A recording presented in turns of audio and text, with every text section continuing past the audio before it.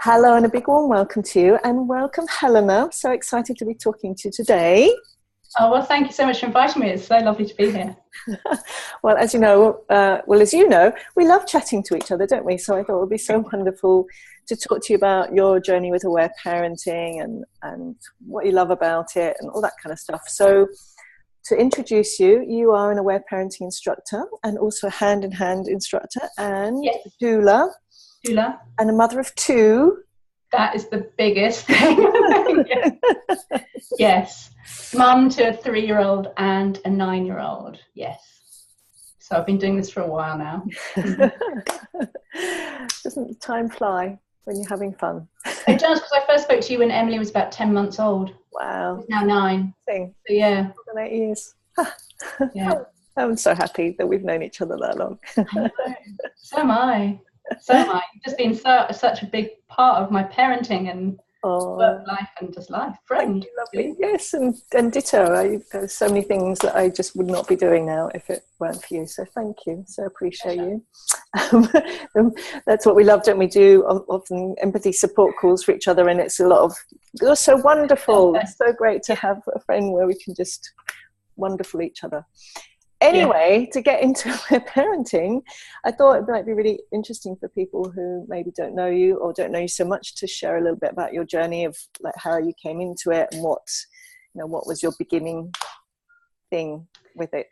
Yes, well, Marion Rose, that was the big thing. But when I first had Emily, I really followed the classic attachment parenting route. And as soon as I got pregnant, I started reading books, and I just found the whole brain development and how children develop just so fascinating. I just thought it was amazing. And you love that, don't you? And you bring that into your work now. You love the whole brain. The whole brain description and how it all works, and those rational explanations for why our children behave in that way, as well as then the emotional side of it as well. I love it, how it works. Yeah. But I thought, once I've read all these books, I'm just going to nail this parenting. It surely can't be that hard. And I'm just going to do it perfectly, and it's all going to be easy peasy. So it was a bit of a rude awakening when it just wasn't easy, and it was exhausting. And Emily also used to hit me quite early on, even as a littlie. She just used to hit. Yes. Interesting. And cry. And so I just spent my whole time just carrying her, jiggling her, patting her. Yes. Anything to stop the crying. Yeah. But interestingly, when she was like 2 or 3 weeks old, I love you always sharing the story. Yes.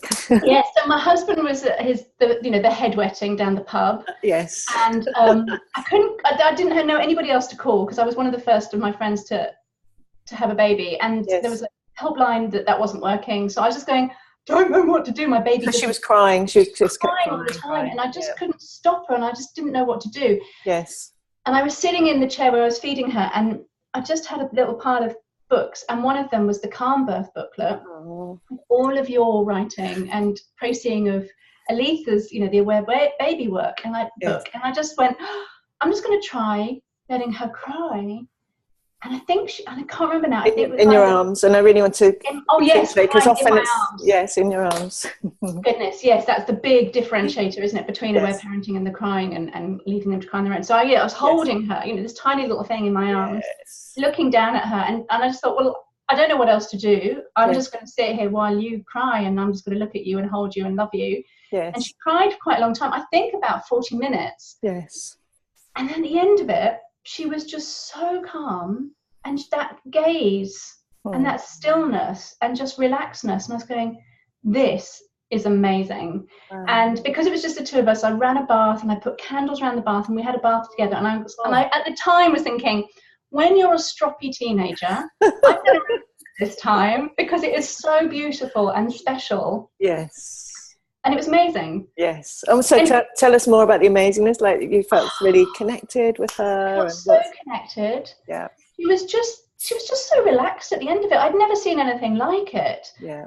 And I didn't have to do anything other than hold her and be with her and love her and look at her. I love that. Hold her, be with her, love her, and look at her. Yeah, that was all I had to do. Yes. None of this constant sort of jigging and, that, which brings up such anxiety in us. Yes. Going, what do I do? Why are you crying? Oh, God, something's wrong, rather than just going, I don't know why you're crying. I don't know what else to do. I'm just going to sit here and be with you. Yes. And it was, and then she was just so calm and still, and just felt so connected with her, and lying with her in the bath afterwards, it was just magic. Wow. Anyway, that was at 3 weeks old, and then I completely forgot about it. I don't know why. I just, then, you know, just the hurly-burly and other people came to stay, and Yes. I just lost that connection with just allowing our children to release and express themselves in our arms. Yes. I got caught up with lots of other approaches, you know, like not letting them cry, or just constant rocking and shushing. Yes. Until it got to the point where I really wasn't getting any sleep. And I just thinking, this is just ridiculous. And I had read your articles in the Byron Child, which turned into Kindred, didn't it? Yes. And I thought, this has to be another way. So a friend recommended you, Yes. and then I had a consult with you, and then that was that. I was just going, this is amazing. Difficult and hard to get my head around, but amazing. Yeah. And Emily was like 8, 9. She was 10 months. 10 months. Yeah. 10 months around then, I think. Because I remember she was sitting, we had these floor to ceiling mirrored doors for the wardrobe, and she was knocking them, and I was going, I don't want you to knock them. I don't know, and it sounds so ridiculous now, but I didn't know how to stop her from constantly doing something that I'd asked her not to do. Yes. And I was going, do you tap her hand to say no so she learns it, or do you move her away and go, it sounds so ridiculous, I just didn't know how to stop her. Because now, if you had a client coming to you saying that, you know exactly why they're doing it, and what exactly how you can respond compassionately, but in a way that's going to actually stop the behaviour. But it's so helpful to look back to not knowing a loving, compassionate way that was actually going to be effective. Exactly. Rather, no, sweetie, don't do that, la la la, and then she goes back and does it again. Yes. So then I thought, I need some extra help here. So. Yeah, the consults with you, and then we did these camps, didn't we? We did. I so remember you on that first time that you were there. It's weird. No. Who does this listening to children's feelings business? Do you mind if I say something about the weird? Because I remember in sessions. So do you mind if I say? I really remember every time there was a lot, wasn't there? You needed to really kind of almost tussle with that part of you. It was like, this is really weird, and beardy used to call it, didn't you?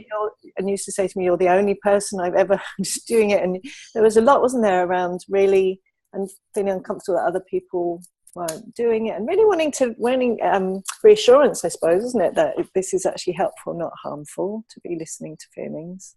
Well, yes, because it contradicts everything that we've been told about babies, which is, you know, do everything we can so that they don't need to cry, meet all their needs early so they don't need to cry. And if they are crying, then try and stop them from crying in all of these different ways. Yes. Or then just leave them to cry, and then they'll learn to self-settle and self-soothe, and they'll be fine. Yeah. So this was just like a what? You hold them in your arms and you listen to them cry? Who does this? And also at the time, you were the only one that I knew who was doing it. So I was going, do this? Is this a bit weird? It's weird. I found it so weird.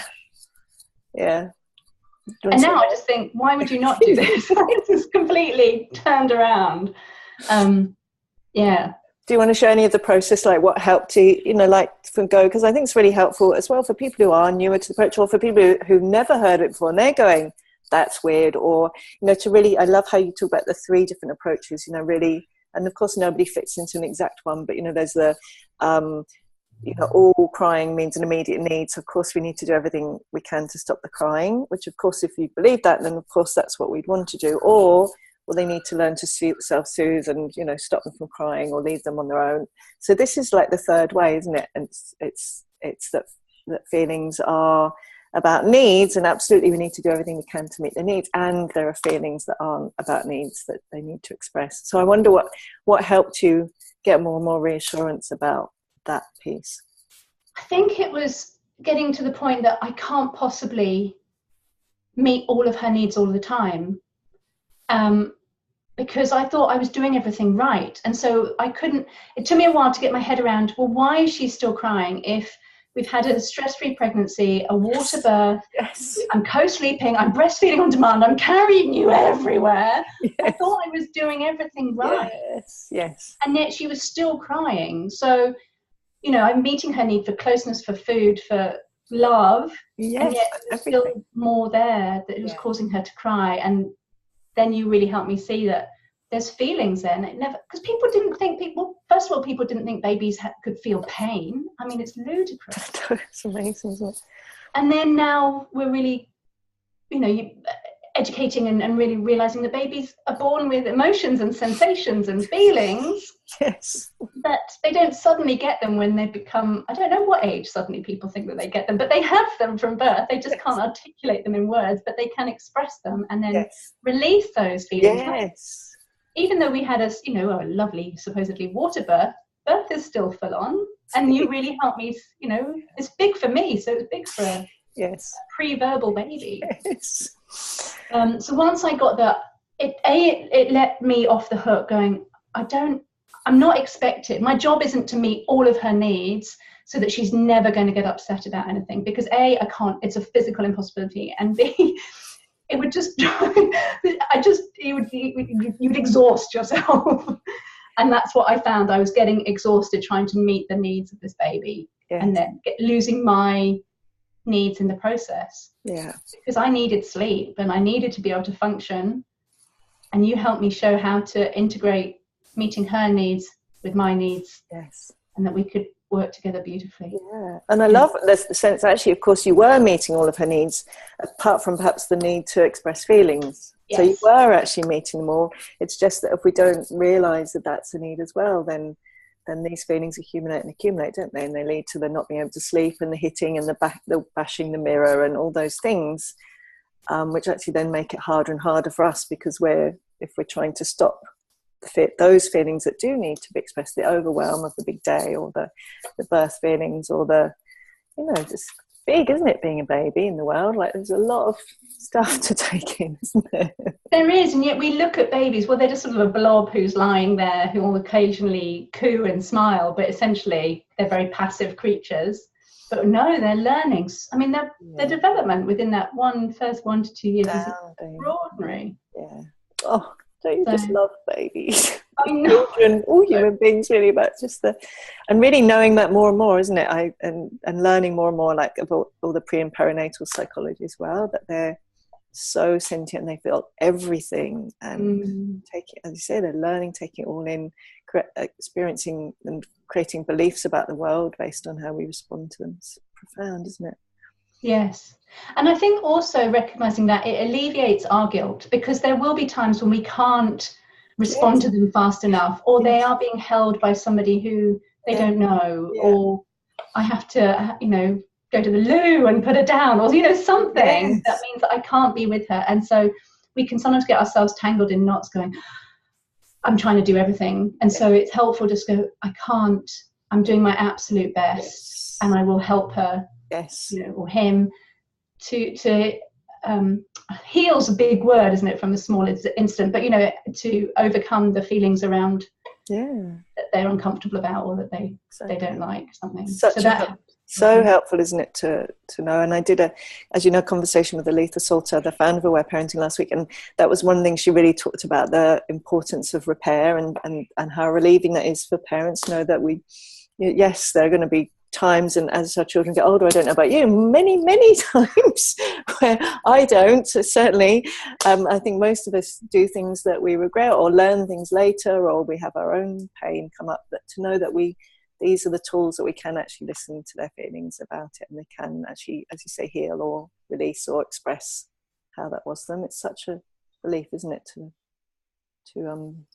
be more compassionate with themselves. And as you say, I love what you say about meeting your needs as well, because I think, again, I love about the Aware Parenting model in the middle, and it's about meeting our needs and their needs, rather than some parenting paradigms. It's all about the baby's needs, and I think often people do get really burnt out and depleted because they're not listening to their needs. And then there's the kind of other extreme of parenting where it's not really understanding that babies have needs. And so it's wonderful, isn't it, to know.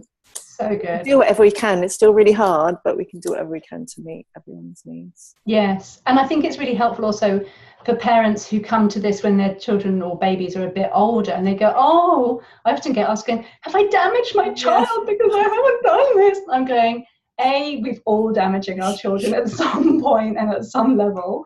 And B, because we're about listening to feelings, we really can be with our kids while they do release feelings, you know, whether we know what those feelings are about or not. It's just so helpful being with them that they can offload them, and we can help them just by listening and being with them. Listening. I love that. I'm going to keep going back to what I love that you said, what you said. Listening, loving them, being there, holding them when they're little, when they're older, not necessarily always, but it's so simple in a way, isn't it? Because sometimes it can get really complex. There's a simplicity about the listening and the just being there. There is. Once you've got your head into that, your child, I always like to say, your child is crying because they're upset. They're not upset because they're crying. It's not the crying that's triggering them to be upset. They're crying because they are upset in the first place. Yes. And we can get so panicked when our children cry. Whereas if we can then, it just takes that pressure off. And once you can get your head around that, it's just so simple. It's just going, oh, sweetie, you didn't like that. I remember that too, that when I really got that with mine, they're not upset about being upset. That was how it was for me. They're in the upset and they're expressing it. And there's not another layer, which we generally often have acquired to do stuff to it or to think stuff about it. But when they're younger in particular, they're in that feeling. And as long as we, as you say, we're meeting all their needs and we're with them, they're letting those feelings out. Yes. And I think, we can get really going, well, why are you crying over that really tiny thing? Get over it. Come on, grow up. With all those sort of judgments that we can have about it. Whereas if we can just go, you really wanted that ball, or you... and then learning that there's often they're crying, they might be crying about something tangible, but it allows all those other feelings to come that are bubbling up underneath to come up and out. Yes. Just to not dismiss that they're upset about wanting their turn on something, or wanting another book, or something. We can just really offer them the empathy, which is what I've learned so much from you about that particular thing, and not to judge it or deem whether it's worthy to cry about or not. It's upsetting to them. Yeah. And I love that, as they get older and older, it becomes, of course, more about that. And I don't know about you, though, I still find that hard at times when I'm in big feelings, because, of course, we do the same, don't we? We'll have a big reaction to something really little, and it's not about the little thing. It's about all this other stuff that we haven't had the opportunity to express and have heard. So. No, my husband in particular cops it. He'll come home and make a look or a comment, and I just go off. And he's like, what? Where did that come from? And I'm like, well, if you hadn't done that tiny thing, I would be gone. Of course, it's that whole accumulation of everyday stuff. I'm like, It's so similar, aren't they? I don't know about you, but even this morning, my son, he was having some big feelings about something that was quite little. And because I, this morning, got some big feelings that are brewing for me, it was much harder to do that. So I still find it hard, like 17, whatever, years later it's not about that. Just listen, because that's what makes aware parenting so hard at times, isn't it? Because if we've got big feelings brewing and we're not kind of getting those expressed, it's hard to listen to their big feelings. Yes, and that's what I've often said to you. It's not just aware parenting, it's aware life. We can't just be listening to our kids if we don't honour our own emotions either. We can't just go, yes, I'm fine, yes, it's fine. Which is a bit annoying at times, isn't it? Did you ever think that? I remember with Lana, I thought, I'll just do this thing with her, almost to her, and she'll be like this, and it's so not that, is it? So not. No, because it really does come from us. Because if we're in a great place, then we can listen. But if we're not, then it's just like, this is a mess. So I wondered, do you want to share a bit more about the journey since then? So the next. Oh yes. Years since then. So lots of consultations with you. These camps that we did, where we were all listening to feelings, which was amazing, because then I got reassurance that other people were doing this too. I really need reassurance, and so that was really helpful. Other people would just go, yeah, sorted, but I just needed that reassurance. I think it's really important as well. People often say to me, well, I'm sorry I'm asking this, but I just think it's really important, isn't it? We don't want to be doing things to our children if we're not getting some kind of real clear reassurance that actually it's helpful. And so I love, you can observe, we can observe our children, see, can't we? If we're trying to distract them all the time, or if they have a big cry and afterwards they're doing all the lovely thing you talked about with Emily, the eye contact and the relaxed and the sleep. Yes. And as they get older, because I mean, that's why suddenly then people get really panicked, or don't know what to do when their beautiful baby turns into a opinionated, defiant, tantruming toddler, and then they go, well, I don't know what to do now. And so when Emily turned into one of those, well, she'd already been one, because people said wait until 2, and I'm going, no, she's doing this before she's 1. What is going on here? So it's just helped so unbelievably as they progress. And now Emily's 9, and again it's still helpful, but it changes each time, because then you go, oh, I've now got to address this, or and that's why if you can get the fundamentals embedded, then it makes it easier, rather than just knowing what to do in this situation. Yeah, I love that.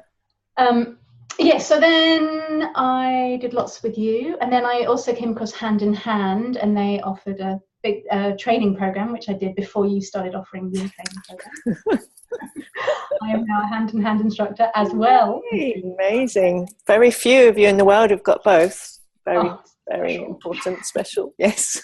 Well, and what's interesting about those styles is they're two sort of like parallel ways, and it's so helpful, and I really like elements of both, but essentially they're the similar philosophy. Yes, very similar, aren't they? Just some similar, I think different flavours, but very at essence. Fantastic, both of them. So I love doing that, and then I trained as a doula as well before I sort of got into the parenting things, and I've just now evolved really, and now I have my own clients and love helping parents and run courses and do that myself, which is just so wonderful to really sort of be able to help other people when they just have those basic challenges that we all have with our kids, and they just don't know. You just don't know, and then to be able to offer real tangible ways of being with our kids is just so helpful.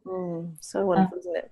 And I'm really hearing you say they don't know, that giving that, as you say, the kind of underlying the philosophy, so it makes sense, but also really practical tools. And I love you said, that are compassionate and effective. So they're not just compassionate, they're also effective. And they're not just effective, they're also compassionate, which is so wonderful, isn't it? It's like they work without needing to be harsh or disconnected. No, because sometimes I came across books and going, oh, just be really open and accepting and loving. And I'm going, well, yeah, that's lovely, but what do I do when she's hurling things across the room? I don't know what to do.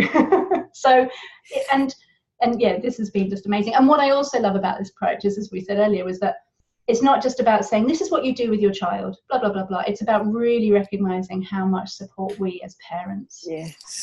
And without that support, it's really difficult. Yes.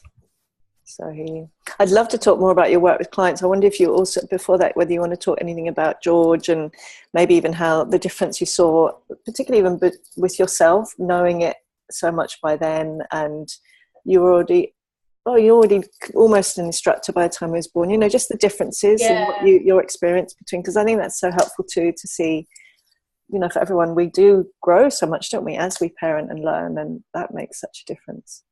Yes, hugely. Because with George, I think I started listening to him on day 2 or 3 after his birth. And, I was a bit like, oh, okay, let's do this now. And it was also helpful because I saw you helped a mum listen to a 7-month-old, because I'd started with Emily a bit older. She was more toddlerish rather than babyish. So that gave me some reassurance about how to listen to an actual baby. But so there's my 3-day-old baby boy. Lovely. And then just, I'd fed him. He was in bed with me. We were, we were not disturbed. It was just lovely. He had a lovely birth, and everything was gorgeous. And he was, and then he, was squirmy and starting to cry, and I just didn't feel that there was no more physical needs to meet. Yes. And so that's when I just sort of sat with him and just held him and loved him, and he had a cry. And I think I was a bit more tentative, like I didn't do massive cries, long cries at that stage, because he was still little and was still establishing breastfeeding and all that stuff. And I needed to build up the confidence again. This tiny little beautiful boy. But it's just made the world of difference. And so when I then, would do the school pickup with Emily, and everybody loved holding George. It was so nice having a baby again, and people going, he's so chilled and alert and calm, and he was content to be held by other people. Yes. And I didn't tell everybody at the time, but I, those who were sort of a bit more open to this approach, I said, well, he's had a cry. And this is when he's slightly older, but not much older, for an hour in my arms this morning, And what I did was I'd allowed time to have a cry, for him to have a cry in my arms. Yeah. So I sort of, just factored in that time in my day to just be with him. And it just made the world of difference. He never hit me. I mean, he's done other stuff later on, but he just was a much, much more relaxed and alert baby, not a relaxed, spaced out, disconnected baby, but he was really, it just made it so much easier and really interesting seeing the contrast, because nobody would have described Emily as a chilled out baby. She was so not. And so, it was just that contrast of how I was responding to him and his needs just had such a marked effect on him. And such a difference, given that, and I love what you're saying, because it's really observable, isn't it? And that's what I'm sure you say too. I always say to parents, it's not, please don't just do this because I'm saying or because you've read in Alita's books. It's really listening to ourselves as parents, isn't it? And then only doing it if we're really seeing these kinds of really observable differences, the eye contact and the more relaxed in their bodies and the sleeping more peacefully and being able to go to sleep more peacefully, or all the being able to concentrate, being more present, all those things that are really clearly observable. So I love that you really talk about those. Do you want to say? There was one time just on that, because I would often stop about an hour, because I think that was pretty much what I could manage. But there was one time I went, okay, we can just go on for us. I mean, often he would stop naturally around that time. Yeah. But there was one time he went on for longer, and it was a similar experience to what I had with Emily. Yes. That very, very first time. And he was just this beautiful Buddha-like state of just lying there. Yes. And just that presence and gazing up and just connection. It really was beautiful. Yeah. I've got tingles because I really remember that too, and almost like the quality that comes into the room, isn't it? Because there's so much there's just the peacefulness of presence, isn't it? Without the feelings that being held in. It was just amazing. God, I think that now he's this lively 3-year-old, and just to go back to that moment, it's beautiful. It really, really was. And to really acknowledge, with Emily, as you say, you're doing all the the lovely pregnancy and the birth and you're doing everything to meet her needs, carrying her all the time and co-sleeping and breastfeeding on demand, and yet still there's that agitation. So I think, as you say, just to see that difference, that extra piece of listening to feelings as well, and how different you can observably see in their bodies and how they are in their presence. Yes, really based on listening to his feelings. And also the advantage of more sleep. Like, I wasn't as tired because he was sleeping better. I mean, you don't do it in order to get them to go to sleep. It's not, but that's a byproduct, because you can see how relaxed they are and they're not carrying all that stress. They are, and they do sleep so much better. It was really great. So wonderful, isn't it? Yeah. Yay. So celebrating you. Oh, wow. It comes from you, Dr. Rose. So anything else you want to say about that in the next, since he was a baby, now he's 3, and anything else that would be really helpful? Yeah, because as then he gets to explore the world more, he then, comes up against those frustrations of not being able to do what he wants to do or reach what he wants, or things fall over and break. Yeah. And then I can just, just go, like I said earlier, you just move in and offer the empathy, going, you really wanted that. Yeah, I really wanted that. And, and not being scared of his cries. And by having listened, particularly as a baby, I'm just not afraid of his crying or feel the need to stop it. I can just be with him. And it just makes life, again, so much easier for him and for us. Yes. Because he's upset, and toddlers and young children, they don't, as you said, have that filter. They just cry. Whereas my 9-year-old doesn't cry so much anymore. It would be so much easier if she did. But isn't it funny? At the beginning, it's often like doing anything to stop the crying, and then later on it's like, please let it out more. Yeah, so and also now being able to stop him from doing destructive behavior. And I love that term that you came up with, was the loving limit, because again, we can have you know, a connotation about limits, that it's harsh and we need to be firm and almost scary and, you know, very disciplinary about it, whereas you can actually bring the limit and go, sweetie, I'm not going to let you do that, and your voice can be light and loving, and you can be warm and loving, but still stop that behavior. So that loving limit, and just not being afraid to try and always, oh well, George wants it, he's going to be upset if he doesn't have it, going, no sweetie, I'm not going to let you throw something across the room. Then he'll have a cry about it. And it's not about wanting to throw something across the room. It's about whatever is, you know, there's upset feelings that's been driving him to want to throw it across the room. And then just to be there, listen to him, and then he's off happy.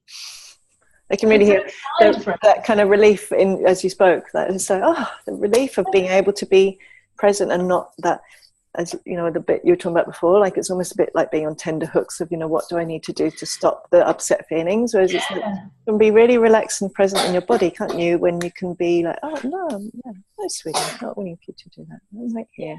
So lovely. That relief. I feel relief. It's transformed my whole life. And for me as well, like, I mean, I got, you know, that it was helpful for me to cry earlier on, but I never translate that to it's helpful for a baby to cry. But now I'm upset about something, I'll call you or another good friend, or I'm part of a women's circle, like, you know, I'll have a big cry there, and then I can handle it, you know. And I've cried about really big stuff, and then the next day I'm like, I can do this, and I'm fine. Whereas something before just seemed so overwhelming and so like, I don't know what to do. If we can then have a release and a big cry too, whilst being listened and loved by somebody else, then you can do anything in this world. Yay! So wonderful. So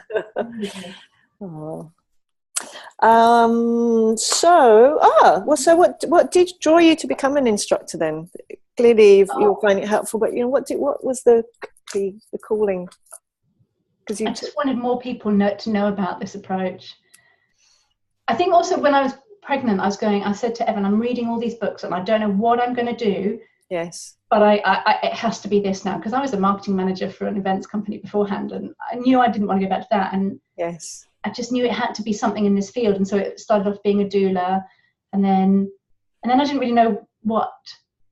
But then finding Aware Parenting, and then finding a training program that I could learn how to help other parents with this, was just like, this is it. It just has to be this. It's just so brilliant. Because then when you sort of see how, you know, other parents do struggle, I mean, we all struggle, you just go, I've got these amazing approach and tools that can help you, and would you like to know about them? And you talked a bit about it before, but so what do you particularly love? I know you love it all, but in terms of helping parents, are there particular things that you find so satisfying and fulfilling to really help them with in their parenting? Tantrums. Because tantrums, we just go, you know, either we can go, God, our child's just being so annoying. Really, what is it doing? I'm just going to ignore it. What is it doing as well? What is it doing, honestly? Or you can get like really stressed, and, you know, just to be able to offer parents a way of going, it's your child having a tantrum is really normal. It's actually healthy if you can stay with your child, and that all they need to do is have a big cry. There's a really good reason why they're upset. You may not know what it is, but there is a good reason, and just be with them. The tantrum will then happen and finish. And that's why I always want to, you know, reassure parents that it is going to finish, because I know when I first started listening to Emily, I was going, oh my God, this is just going to go on forever. This is never going to stop. Never. And then it always did. And she was always beautiful. I mean, just there was a real quality about her afterwards. So I love helping parents, particularly with tantrums. Do you want to say about the quality again? Because again, I think it's really helpful to have these tangible like things that you... She just was, it sounds so funny, but she was in her face, like she was in her body. She was just really present and wide eyes and light and happy. But also calm as well. It wasn't like a manicness. She was just, Mummy, I'm just going to do this now. And it's like, okay, sure. And I was generally the wreck going, oh my God, that was really full on.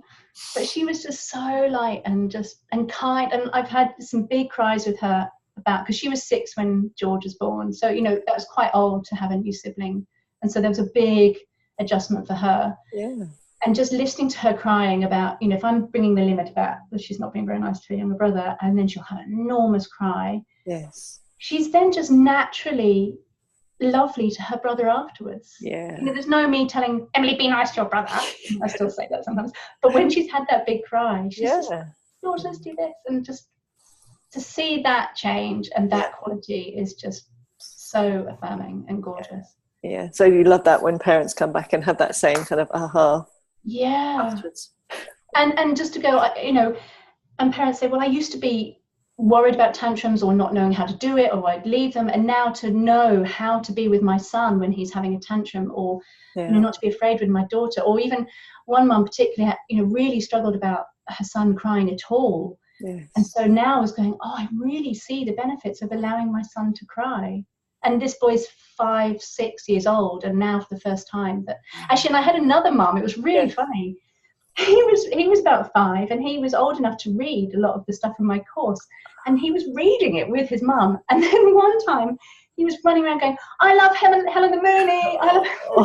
Finally his feelings are being listened to. It was so funny, so amazing. This lovely little wonderful, so just wonderful. was wanting to be heard, but the mum was worried about going there. And now I bet that was really reassuring for her as well.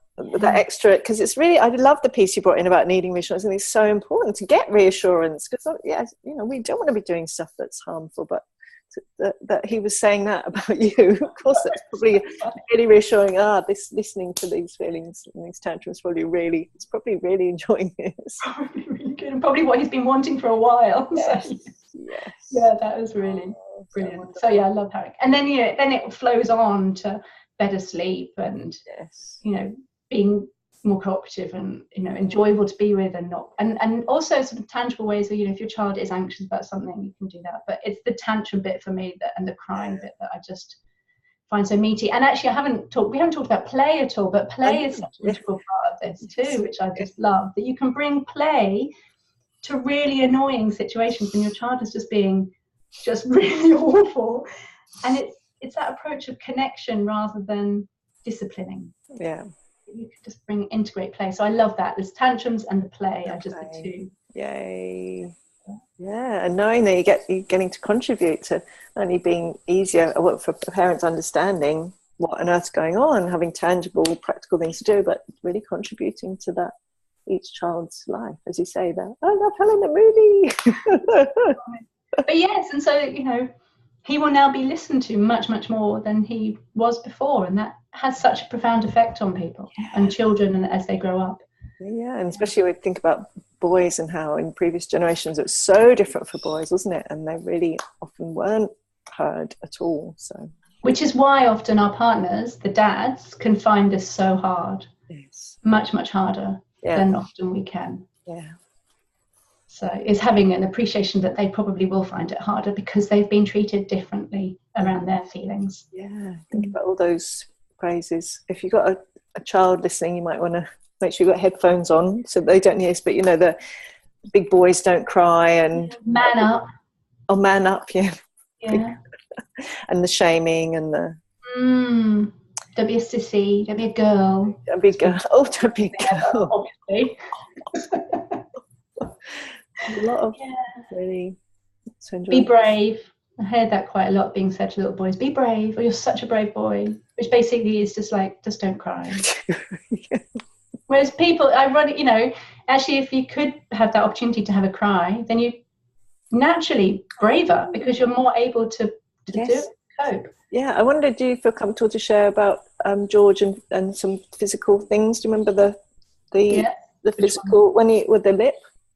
Oh, that would be really helpful as well, because you're bringing that physical healing from both the emotional and physical elements of hurt, physical hurts. Yes, well, George, he fell off and he really split his lip. It was really quite painful. It looked awful, but he was pre-verbal at the time, and so he just cried. And what was awful was he had to be restrained because they had to stitch it. It was just awful. So I've got this horrible photo Emily took it of 3 of us restraining while they did it.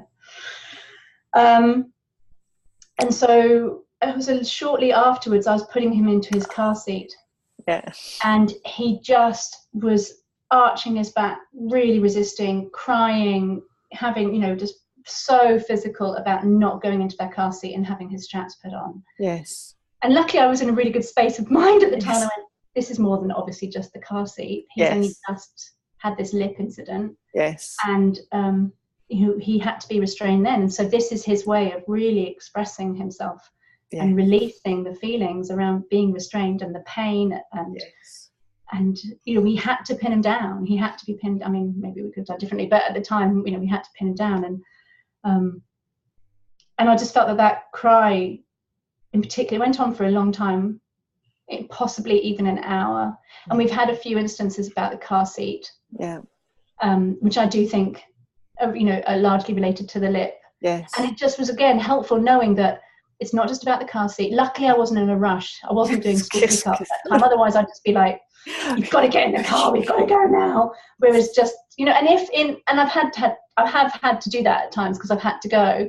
But so again, this approach is so lovely because even if you have to do that at one time, you know, to factor in time at another time. Always going to be more opportunities, aren't there? Always, our children will always give us more opportunities to listen to them if we didn't quite get it the first or the 22nd. Yeah. So, you know, if that ever happens, to then go, okay, not loving the car seat at the moment, I'm not in a rush, let's spend an hour listening to crying, you know, or, you know, let's just see how that goes. And it just was really helpful because you know, he was then fine going into the car seat subsequently, but he just really needed a big cry. And also what was interesting about that incident, because when he did then start to get words, he then said, ow, lip, man, ow, lip. So it was so clearly within him. He just couldn't express it, articulate it at the time, but you know, it was a couple of months, it was 5 months later or something that he could then say it. So, and then again, he might sometimes have a cry when he was younger and go, my lip, ow, and he was still having a cry about it then. So amazing, aren't they? I always reconnect with just absolute wisdom of, well, all of us, but in particular because we're talking about them, children's innate knowing of how to heal from anything that's been painful or overwhelming or stressful or traumatic. So incredible. And really, I love that piece you bring in, because the restriction of the seatbelt was reminding him, helping him connect back, because it's similar. So that piece, if there's something similar happening in the here and now, that's when the feelings come up from that. And you wrote an article about that, which I remember reading when Emily was little, about crying in the car seat and the restraints. And at the time I was going, that's all a bit odd.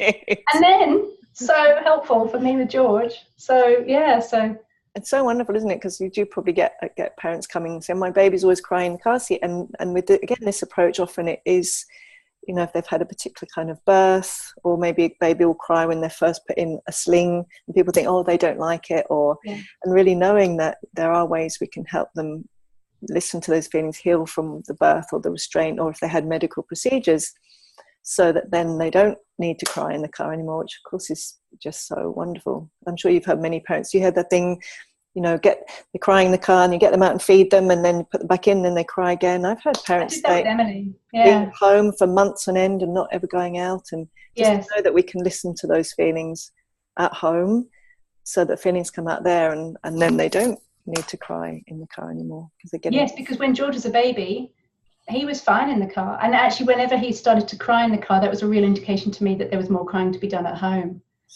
So very so lovely. You're amazing. Oh well, thank you, but it stems from you.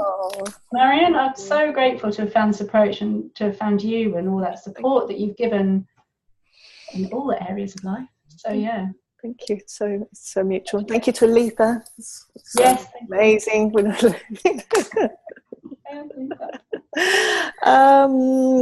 And did I ask you what do you love about aware parenting? We probably answered it anyway, but if you were to kind of summarize it in a what do I love about aware parenting? I think it's just we can fully express ourselves. There's no part of ourselves that is wrong or that we have to not repress. We can, if we feel it and express it with somebody who's loving us, then as I said, anything, we can do anything. Like, if I can help Emily get up, if she's upset about something, she cries about it with me, she's then freer to go on and experience that and cope with that situation. And same with me, from a very selfish point of view. I'm just, I can feel like I can do so much more with my life now, because I'm not being so held back by these fears and upset feelings. And I was labeled a overly sensitive or too emotional child. So it's so great to be free of that and just go, well, I am emotional, and times when I'm emotional and times when I'm completely on top of things. Yes. And so not to hide.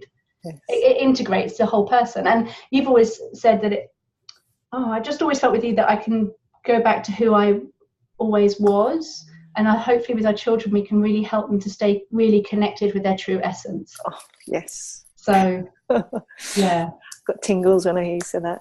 So beautiful, isn't it? I mean, out of anything as a parent, if we can help them remain connected to their true essence, that's kind of touchstone, isn't it, for so many of us? Like, I don't know about you, I feel totally re-inspired. I do. I'm inspired every day, but totally great. This is so wonderful.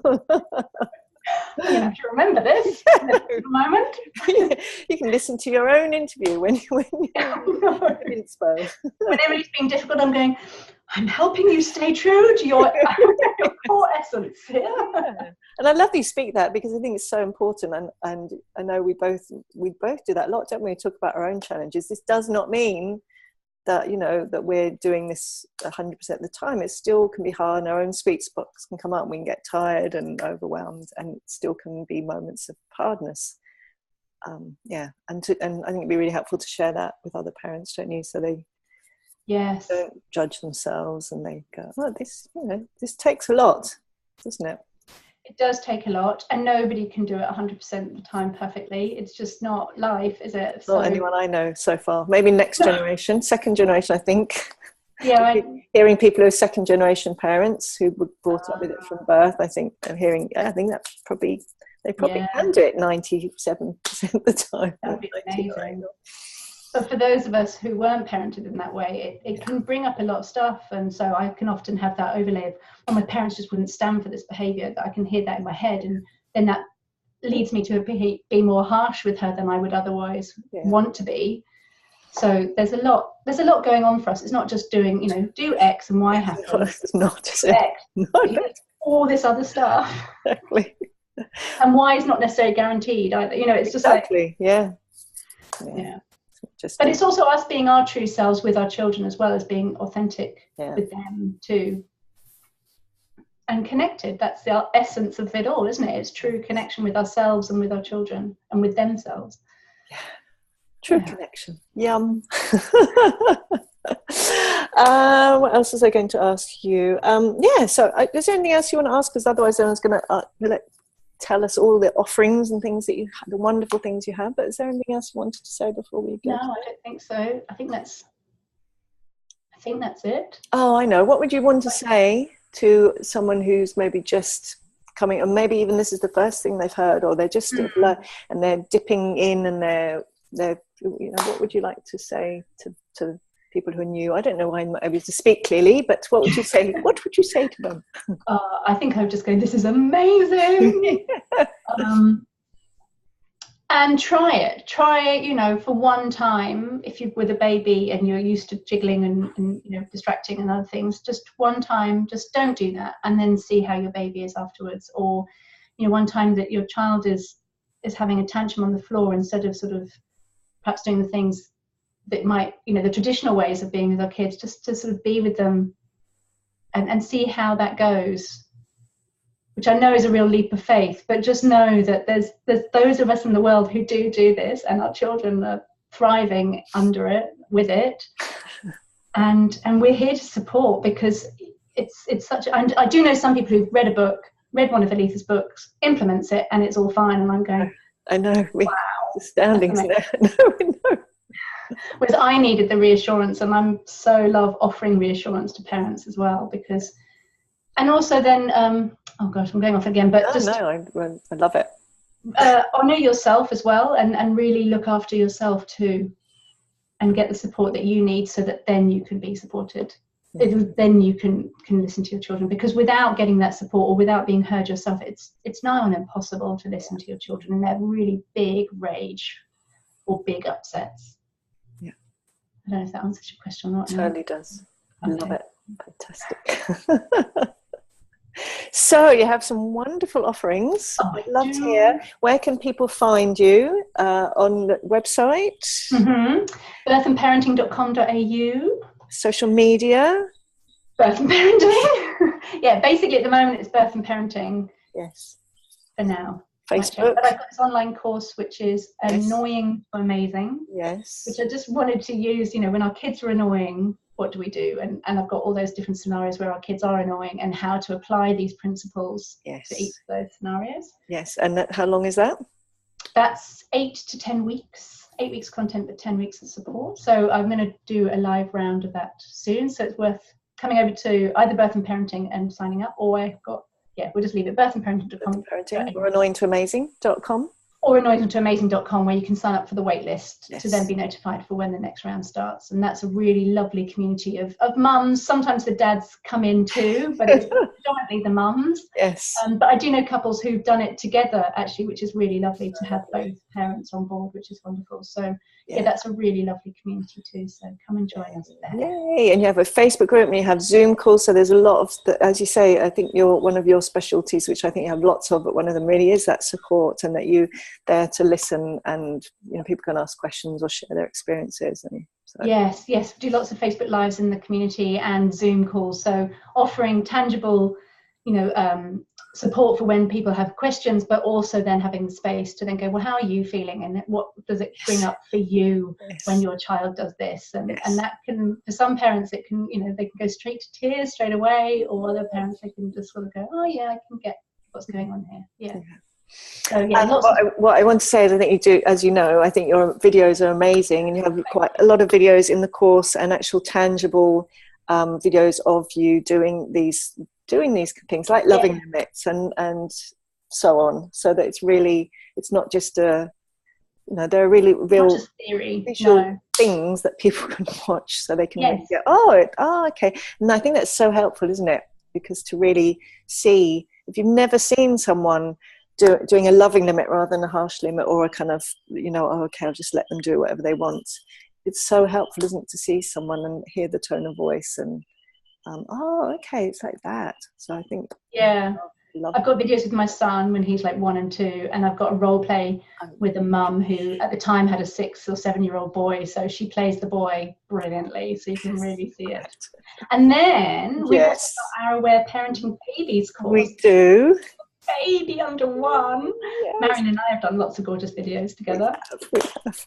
And you'll see listening to George too, so when he was a little baby. So that's the way. We put loads of stuff in that, didn't we? Do you remember? I just looked back at it recently, and I was like, gosh, there's really so much. We just lots and lots and lots of, for every different single scenario, like what happens if my baby's sucking their thumb, or what happens in the car seat, and all the really tangible questions. What about, how do I know that they're not hungry? How do I, all those things. And sleep and all those. There's so much in there. So that's at theawareparentingbabies.com. For Marion and I. Yes, and I think you're going to be doing, I know there's some people maybe listening to this at different times, but you're doing a live round. So So, and consultations you offer? Private consultations, yes, either over Skype, FaceTime, or phone. Yes. Lots. And also I have a weekly newsletter where I'll do a little tip each week on a video. Yes. So come and watch those. Love those. And so they're all, everyone can find about all of them, all on Birth and Parenting. Yes. Yeah. That's me for now. Fantastic. Well, thank you so much. It's a lovely excuse to get to talk to you, as you know. So appreciate what you do. I think I love your flavour and what you bring to Aware Parenting and what you give to parents. I think your video is amazing. You got some are they on YouTube, your videos? Yeah. Well, they're on YouTube. Videos. Is that on Birth and Parenting as well? Or is that under your name? Well, I'm just going to change my name soon, so it all gets a bit complicated. So I'm just created a channel under Real Life Parenting, which is what I'm going to go move to. But if you just look up Birth and Parenting or Helena Mooney, you'll find. Yeah, because you have some great ones. What was that one you did that was so amazing? Was that on Special Time? Your Special Time video is incredible. Yeah, I did it Special Time. I recommend everyone, if you want the most simple tool, because we didn't even talk about Special No, we Time. didn't, did we? Most simple tool to help in any parenting scenario. Helena's video on Special Time is like the definitive video, I think. So everyone go and watch that. Yes, I realised actually on the call we've talked a lot about crying and tantrums, but there's so much else so to much it. more. Yeah, it's just one small element of it, really, isn't it? Yes. Well, and I know that you have your website everywhere, but I've just learned so much from all the resources on your website. So just there's a ton of This is about you. I know. I'm just going to add that in the end. But don't really go to Marion's. Come to me. Yes, go to Helena's. Don't go to mine. Marion's so much. No, it's awesome. It's so good. And I'm so grateful for you. Oh, thank you. For showing me this approach and then supporting me through it. It's just been extraordinary. So thank you. Yay. Well, I think you're wonderful. So lovely to talk to you. And yeah, let's do it again. Yeah, thanks so much for asking me. Lots of love. Bye. Bye. Oh.